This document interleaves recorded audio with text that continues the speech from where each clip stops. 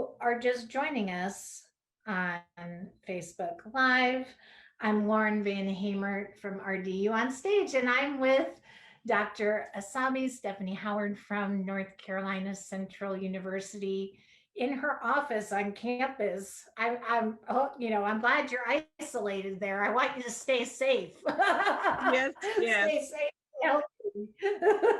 yes. uh, yes.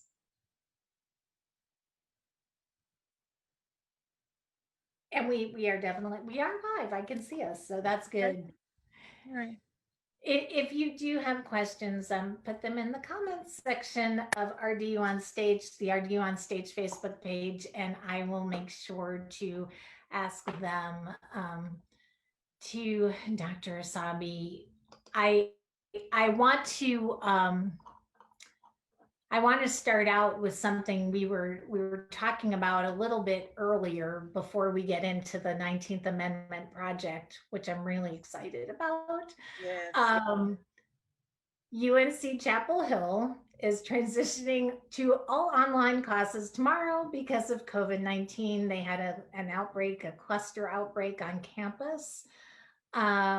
We were talking a little bit about this earlier, but can you give us kind of a status report on what's happening on Central's campus? Well, so far we have students who are coming, they're trickling in, getting into dorms. They are excited. We have not heard of any cases. Well, no, that's not true. I think I heard that there was a report on the news today that there were 3 cases. And I heard that from someone else. And I'm not even sure if that was a student or a faculty member. I think it may have been a combination of. So we're starting fresh and with prayers that we can get through this and that we can stay. I know the students are, those who I've spoken to, they are excited to come back. And I keep saying, as long as you know the atmosphere is not quite the same, you can't do everything that you have done the way that you have done it in the past. Are you aware? And they say, oh yeah, we get it. So I hope they get it and all goes well. And what is teaching for you? What's that going to look like when classes do begin? Because theater is such a theater is a contact sport. It's It a is. collaborative sport. Um, and so, what does that look like in the time of COVID? How do you pivot your lesson plans or your curriculums? Well, we are trying to figure it out. And we are definitely starting off abiding by all of the guidelines. And I have ordered maybe about 30 masks now, trying to figure out the ones that I can speak through and be as clear and articulated as I possibly can. And I still haven't found that one. So I didn't imagine myself teaching with a mask on.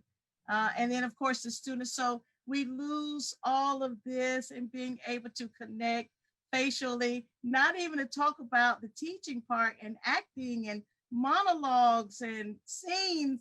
So we are filtering through it the best way we can and thinking about social distancing when we do have a student on stage performing. And we just can't do the group work. We can't do the touch work. Some of the acting methods we will not be able to do. So we can certainly talk about, we can look at videos. There may be things they can do at home, particularly if they have someone at home with them, to help fill in the gap as much as we can. But we're going to be exploring all avenues and be as safe as we possibly can. And so people kind of know the timeline. Classes haven't started there yet. Classes start on Monday. On Monday. Yes. Well, I'm excited for the kids on campus. I just want everybody to stay safe. Oh, me too. I mean, even walking into the classroom, it looks different. The desks are as far apart as possible. And we're trying to make everything be as sterile and sanitized as possible. So very different environment. Our hangout spots are no longer hangout spots. Can't hang out in the green room. Um, we have a hybrid system, so we don't have so many classes going on at one time, and students aren't passing each other. So we're meeting like every other class and have limitations on that. So it's a whole new world for us. But the good thing is for theater people, we keep trudging forth even in the uncertainty. I mean, there may be some blind sides, but we're going forth and we're determined we're going to perform one way or another. So I do feel encouraged about our tenacity and the innovative spirit that we have. I mean, it speaks to our creativity and the nature of theater. I said on a podcast recently, creativity cannot be It quarantined. cannot, So. and we are proving it. It's true. It's true. I know North Carolina Central is listed as one of the top five best HBCU theater schools in the United States, which is very exciting because you're right here in our backyard. Yes. um, that said, there is no MFA program. This is shocking to me, but I learned recently in an interview that students who really want to pursue a Master of Fine Arts degree in a field of study like theater or photography or the arts, they need to look outside historically Black colleges and universities because these programs don't exist. That's So why is that? I didn't even know that until a month or so ago. I know. I'm not sure why. I've asked the question even as a student when I was looking for a graduate program, and I there have been conversations about it, but never able to kind of pull it up off the ground. And it's my hope that maybe Central will be the first. I've always been talking to the dean about it. And he has an ear for it. So we're looking forward. And if not us, one of us be able to take the platform to do that and yeah, and do something different that we haven't done and to have that opportunity for our students. And the reason I asked that question is because when I interviewed Nicole Brewer about her anti racist work, maybe a month or two ago, and she was talking to me about how she really felt that the systemic racism that we're seeing um, be called out in the theater industry now, that a lot of that stems from the theater collegiate programs because all of the MFA programs are in predominantly white institutions. Yes, yes, Um, you graduated from A&T, yes. you taught at other outside NCs, others outside North Carolina Central. You taught at Bennett and Norfolk State, which are also historically Black um, colleges. But you also went to Wake Forest and you got your master's, your doctorate at Regent University. Regent. And those are not historically Black colleges. So, can you talk to me? While you were in school, did you experience the systemic racism in some of those programs I that sure did. I Nicole did. was talking to me about? Yes, yes. At Wake Forest at the time, I was the only African American graduate student in that program, and then there was one African American student in the undergrad program, and so we would connect. And she would come and she would just cry because she was never cast for any of the shows, and so I could sympathize with her, but from a different way because I was at A&T, and thank God I had the opportunity to be on stage, and I was able to lead with a resume and with experience, and not everything being backstage, even though she was interested in performance, and so that was, her experience. Um, and it's interesting that you say this. And I was looking at an article that A&T, the theater department, had recently It was in the paper, and they were talking about this, and some of the graduates from A&T was talking about the program. We're talking about the program, and I could attest because I was afraid at first when I went to Wake Forest. I thought, how will I size up? Will I not been exposed to some of the things that they've been exposed to? But that wasn't the case. I was so very well prepared. And not only did I know African American plays and playwrights and had an experience, but I also knew Shakespeare and I knew Greek plays, and I knew Restoration plays. And so I almost in some ways felt like I had a better uh, uh, balance of experience.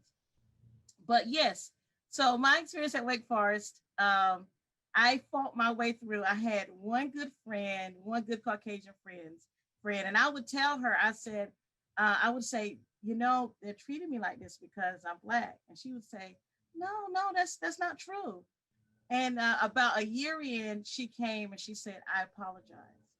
You're right. She said, I thought it was because we were both women, but over this course of time, it's not that. I see where they mistreat me. Mm. And I so appreciated her because she understood the difference. It took a while because after a while, I would talk about it and I said, well, let me just stop because she doesn't get it. When she came back, she said, I get it now. And I'm sorry. And I remember one incident, we auditioned for NCTC. It was a group of us that went. And I was the only one to get passed on to SETC. And each week we would have these weekly like major meetings. It would be the graduate students and the undergrad students. And one of my professors at the time got up and said, well, I know your NCTC experience wasn't the best. And I just figured that they're looking for roles for, how do you say, people to play minor roles. That's what I figured. So I'm sitting there and I'm thinking, is he talking about me? I'm the only one that made it. It's a full room of all of us.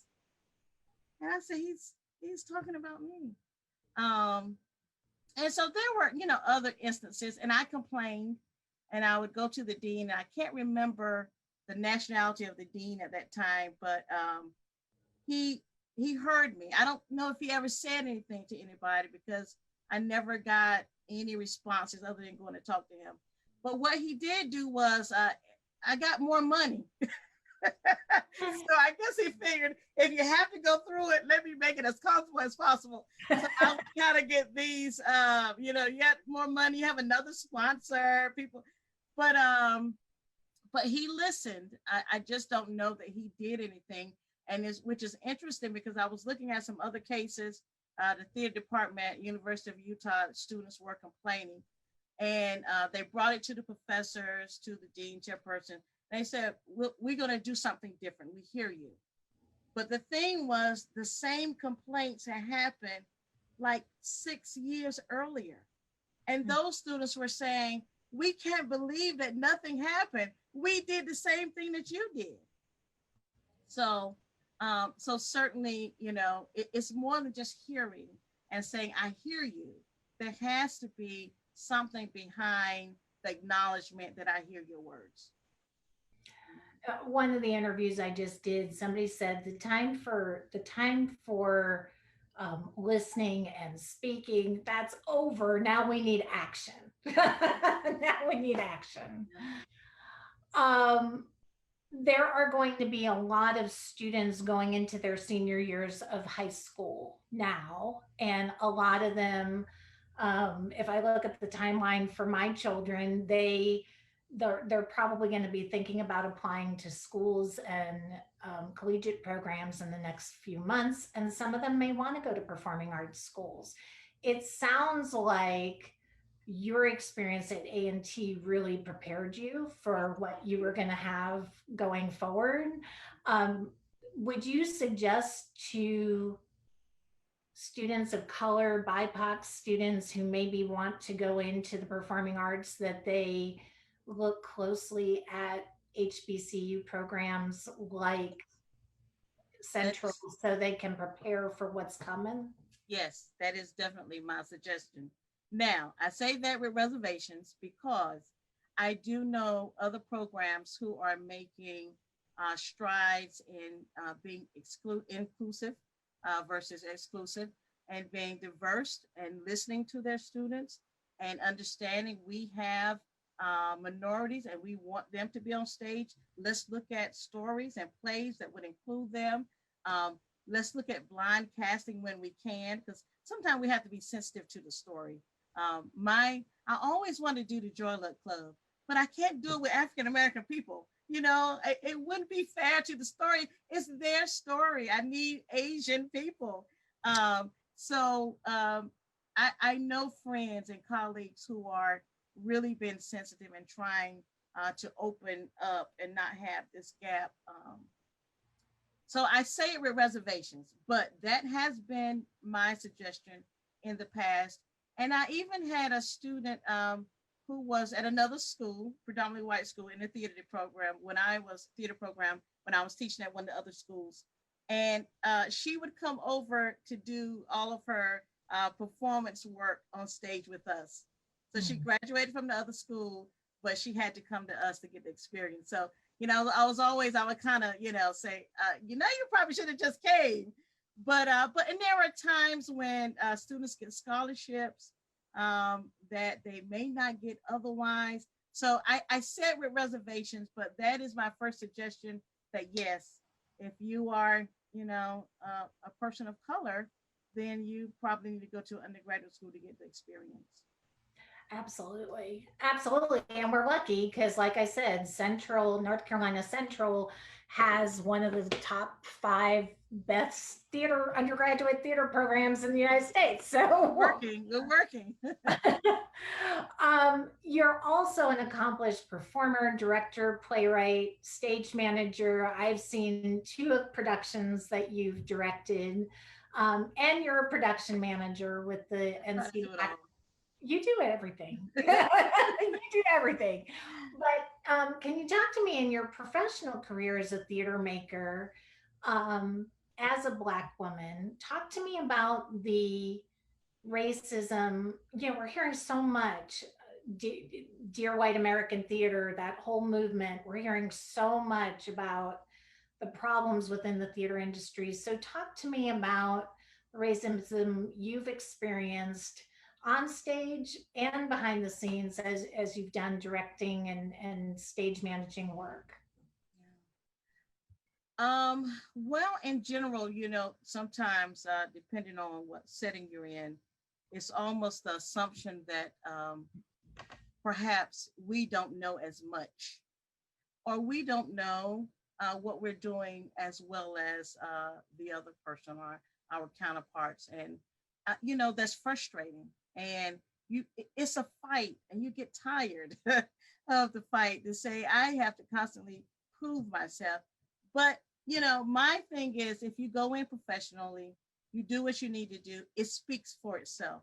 I think that when we do what we need to do it the right way, respect comes.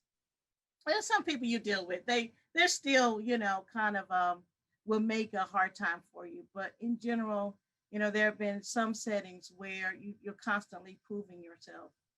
And it becomes very tiring at times.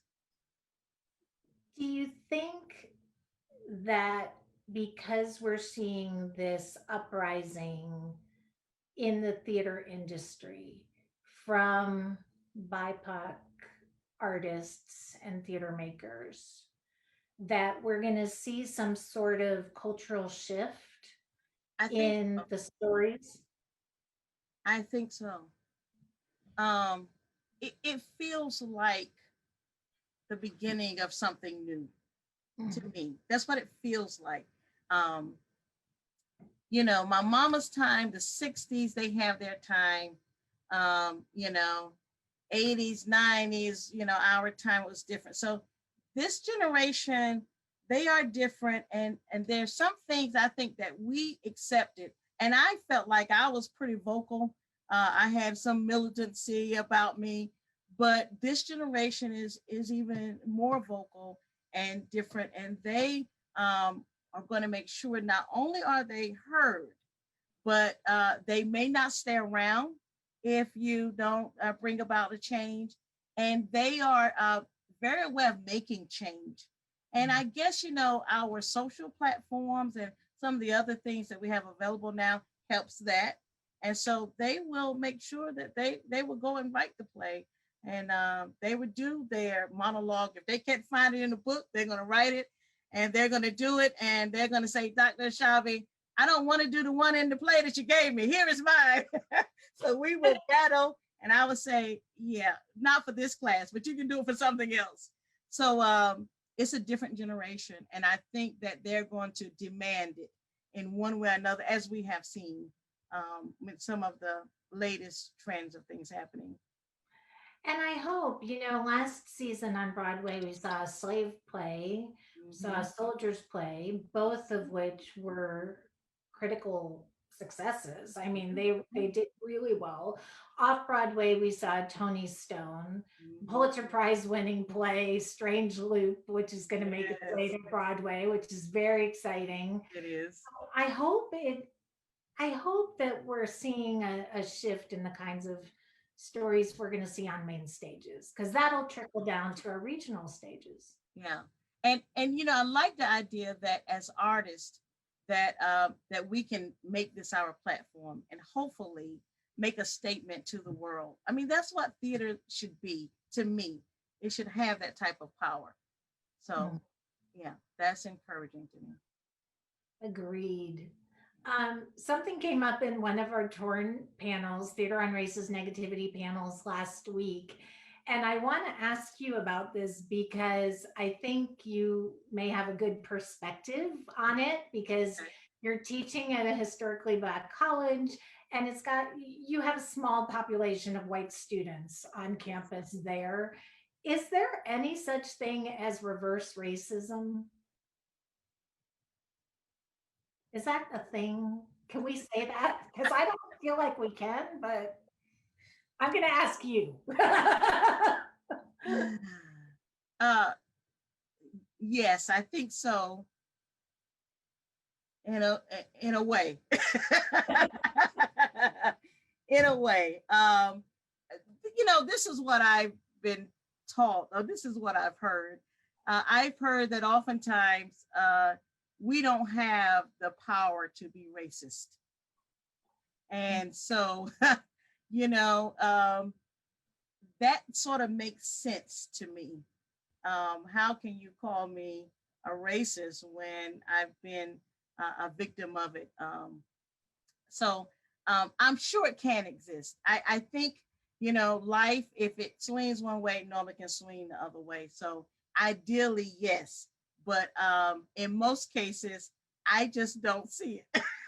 I was going to say, you are In being most cases, very I don't see diplomatic it. right now. No. But let me say this. Speaking the idea of having Caucasian students, we've had Caucasian students in the department, and I always think it's such a joy, and they end up being my best friends. And I go out of my way to figure out the plays that they could be in if they're interested in performance. And it opens up doors for me because I'm like, oh, I can do this play now. I can do. I don't have to search all over. And then I have to remember, oh my goodness, I can't always make you the bad guy. I got to find something to make you the good guy. Um, so that's a whole different problem. And I like that problem that I have at this point. We have one male Caucasian student who is a performance. You saw him in Best of Enemies. So and I think he has been in every play since he changed his major to theater.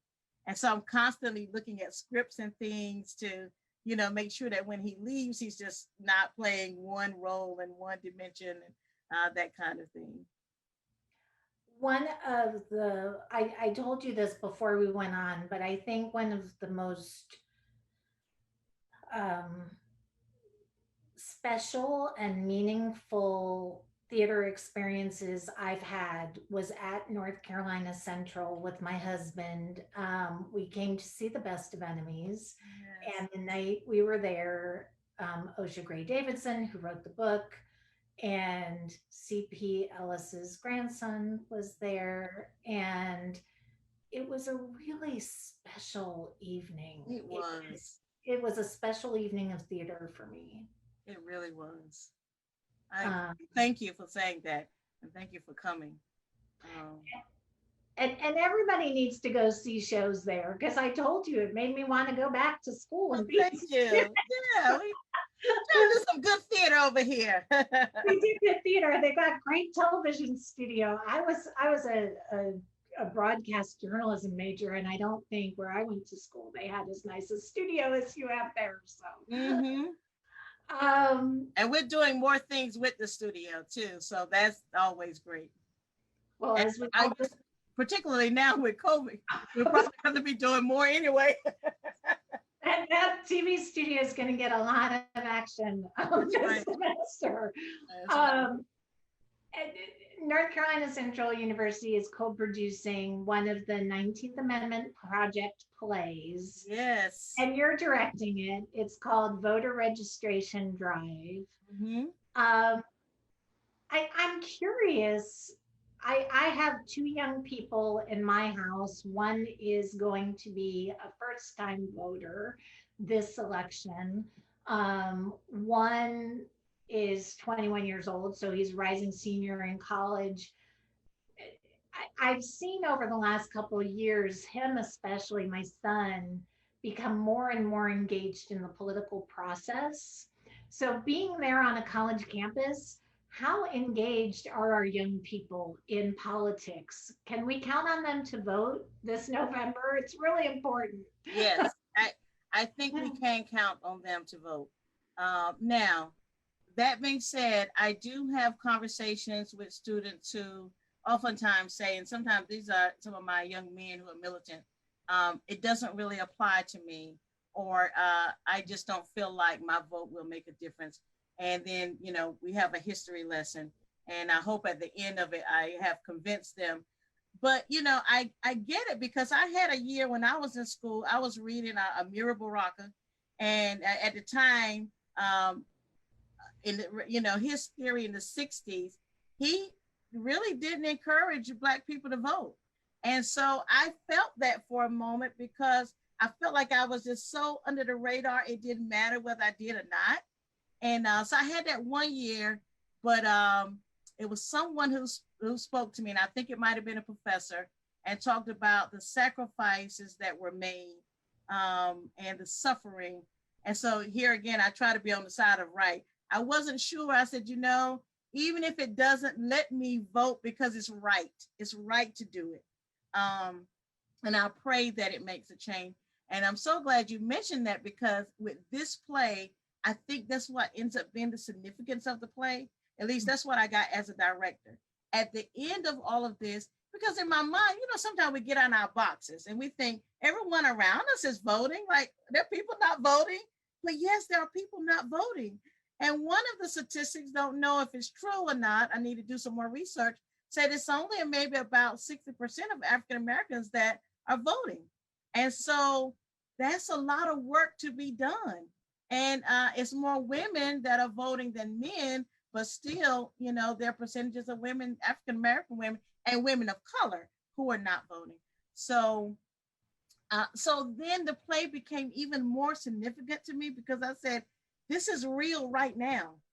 Mm. Right now, this is real. And this main character who is going around trying to register women to vote is actually who we need. Like I was feeling more responsible thinking, what do I need to do? Do I need to go around and try to register people or have a platform for it? But yeah, it became very significant to me. So I appreciate Miss Cook for writing it.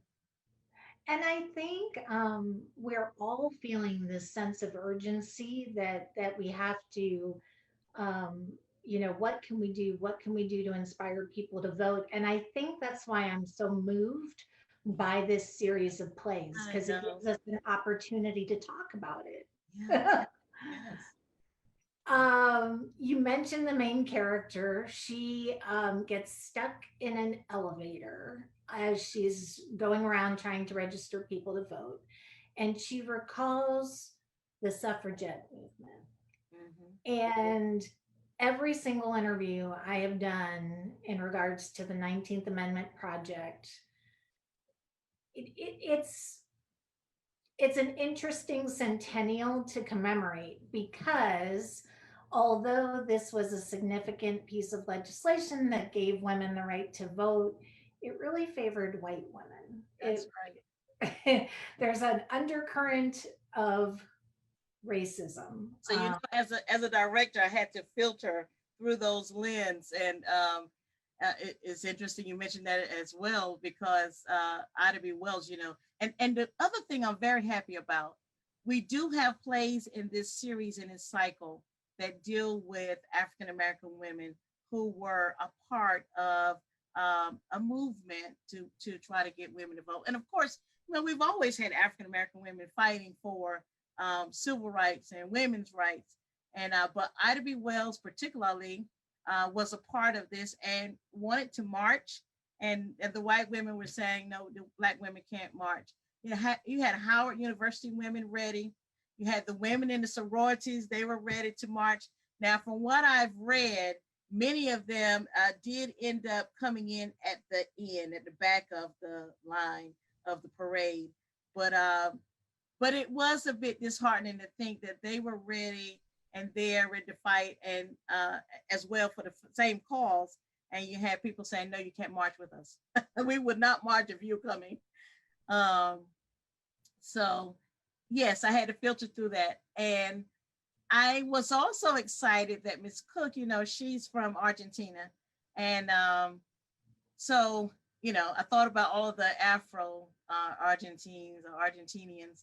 And of course, Zora, she's a native of Nigeria. So we had a lot of layers there of color and women of color and thinking about that.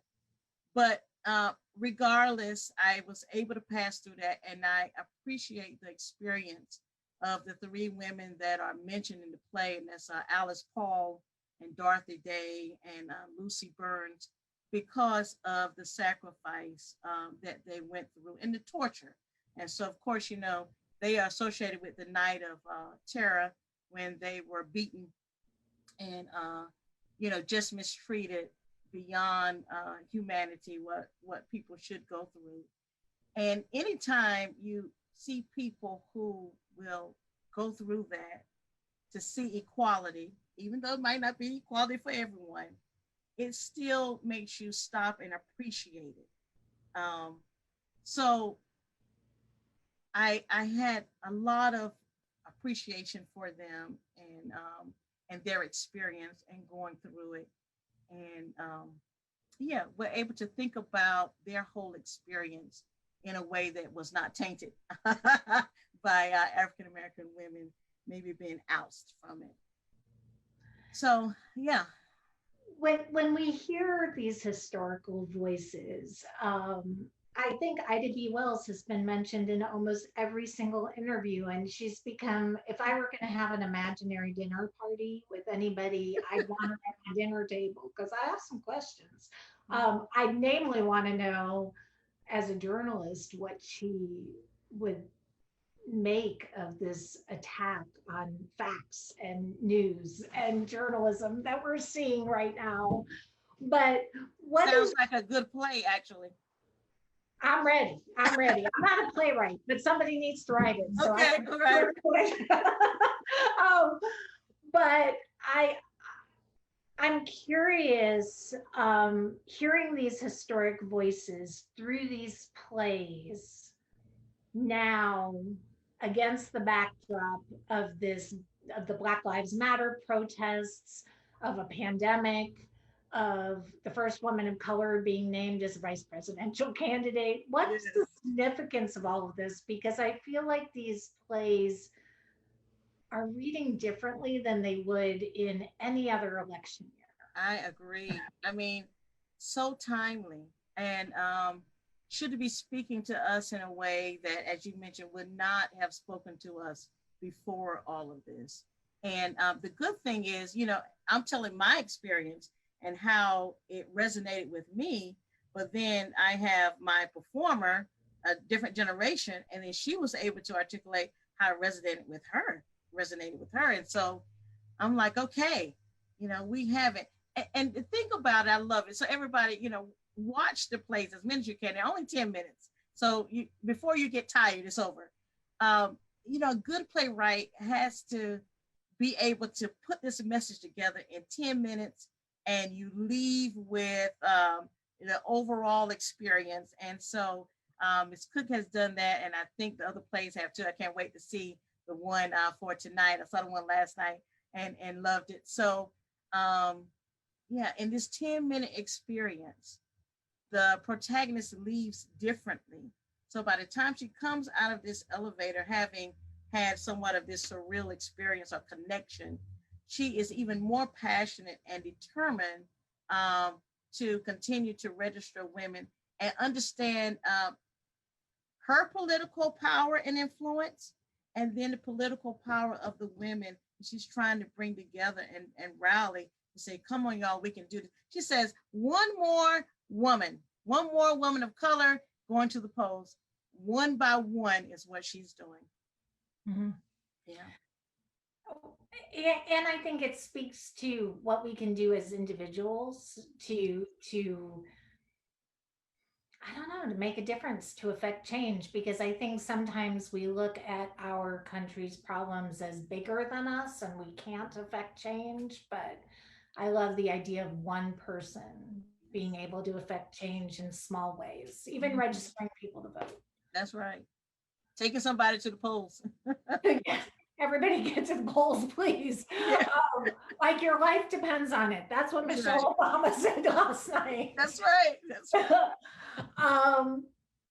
When we look at the women's rights movement in this country, there is a very interesting conflict between white feminists and the women of color, like you said, who were marching beside them but behind them. And those women of color weren't only fighting for women's rights, they're also fighting for civil rights. Can you talk to me about this underbelly of conflict between the white women and the women of color in this movement, and how we're seeing that play out today? Because that's something that hasn't been reconciled, I don't feel like. I don't feel like it has, but I do feel like there is a bit of movement in it. I don't know if you were looking at the protest recently surrounding George Floyd, but there were times when you saw white women on the front line, and there were calls for them to say, let's come together and use our white privilege to promote this message, because they will hear us. If they don't hear them, they will hear us. And I even have friends who recognize that. And they were wearing the T-shirt Black Lives. I said, I gotta go get me a T-shirt. You got a T-shirt? Gotta get me a T-shirt. So they saw the need and it resonated with them. I have a couple of friends who have biracial children. And so by themselves, they're okay.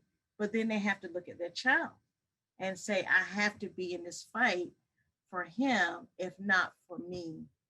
And so there is a bit of a movement, but I think it's always been that divide, because culturally it's just so, because even when we think about the feminist movement, there were times when the Caucasian women were kind of like, we're good. We don't need a man's help. So, we're going to do it.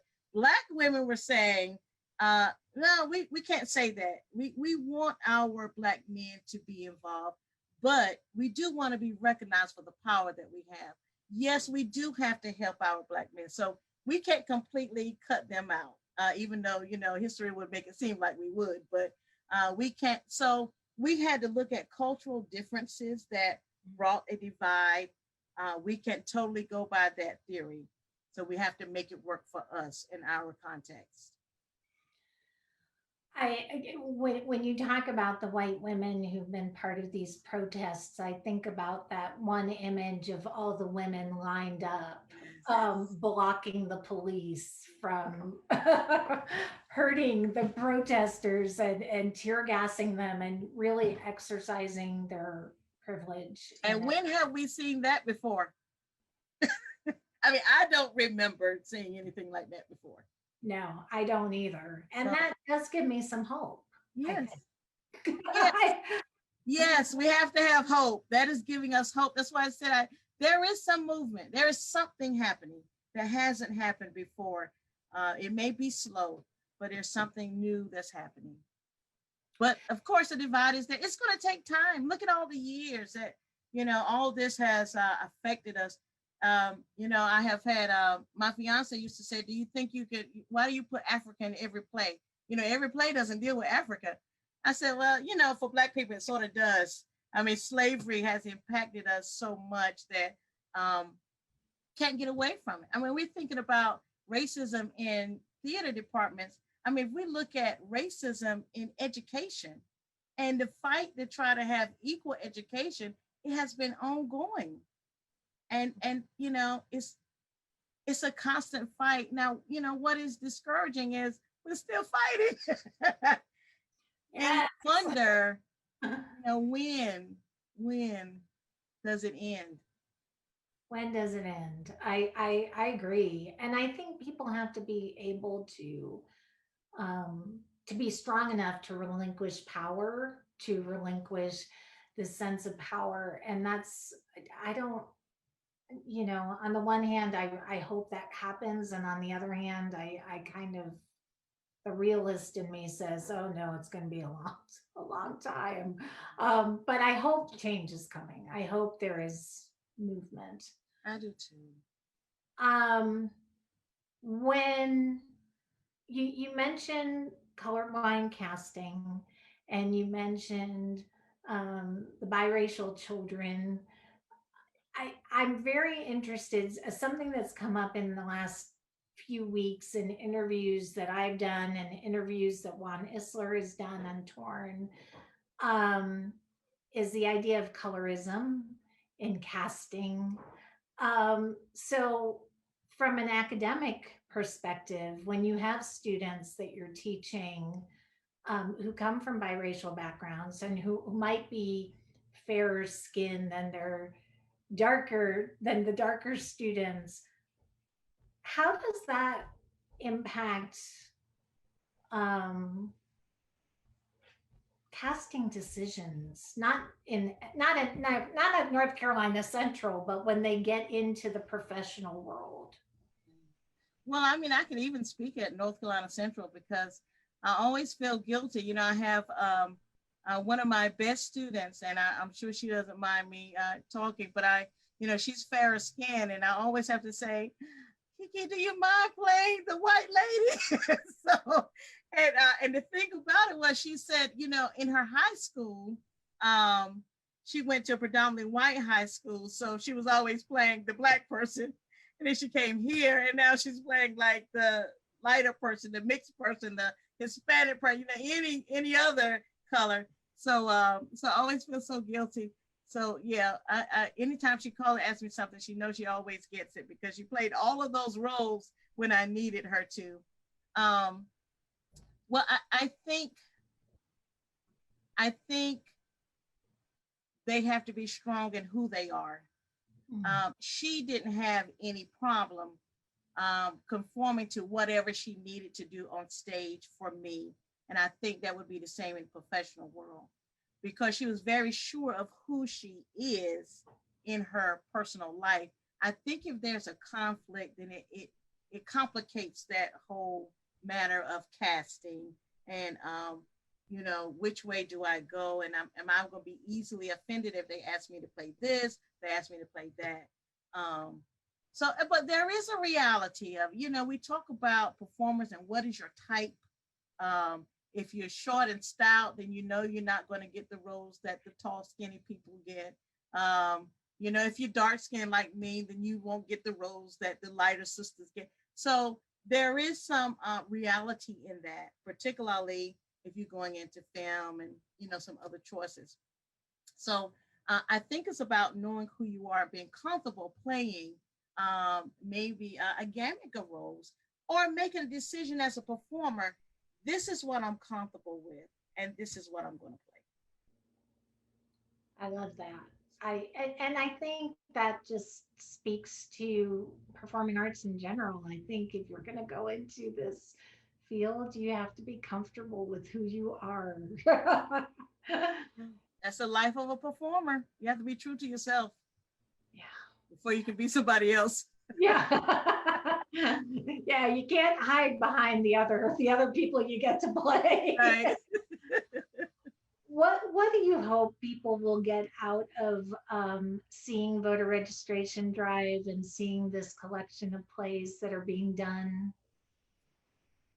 I hope they will see that there has always been a cry for people to be treated human, to be treated equally, to be treated fairly from all sides, whether it's race, whether it's gender, whether it's sexual preference, but there is a cry to recognize me as a human being and treat me accordingly.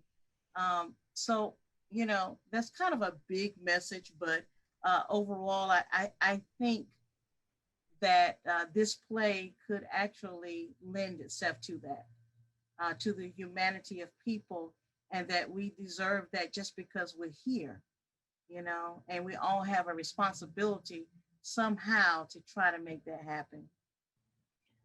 Well, and for me, it's not about women's rights, it's not about civil rights, it's about human rights. That's We're right. all, That's right. Yeah. let's get to that point. Yeah.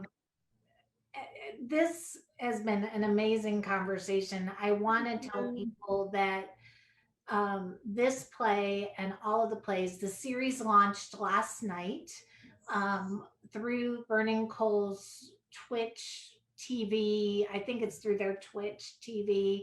You can buy a pass to see all of the plays. And once the plays are released, once the plays premiere, they'll be available to watch through the end of September. So people will have a chance to catch them, and they're only 10 minutes. That's So right. That's right.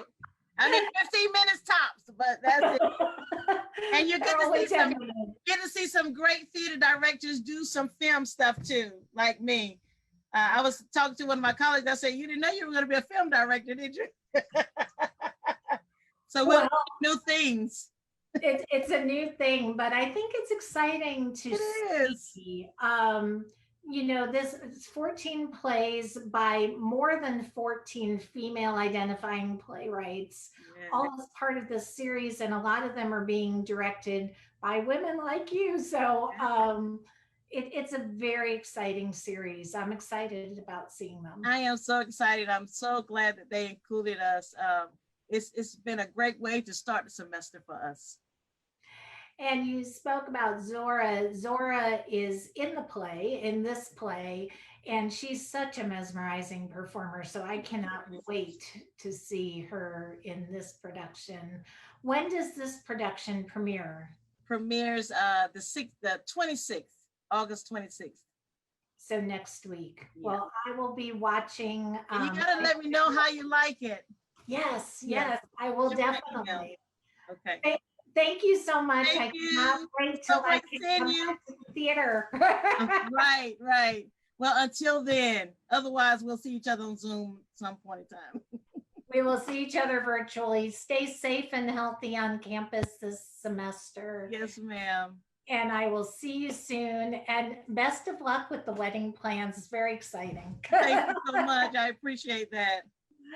Thank you everyone for watching. Come back on Thursday night at 8:30. We'll be doing Theater on Racist Negativity, our torn panel this week. They're going to be some Chicago artists talking about racism in the theater industry in Chicago. And then all of this week, I'll be doing interviews on the podcast for the 19th Amendment Project because I'm obsessed with it. So we're going to just keep talking about it. Thank you so much, Dr. Asabi. Okay. I'll see everyone soon. Okay. Bye-bye. Bye-bye.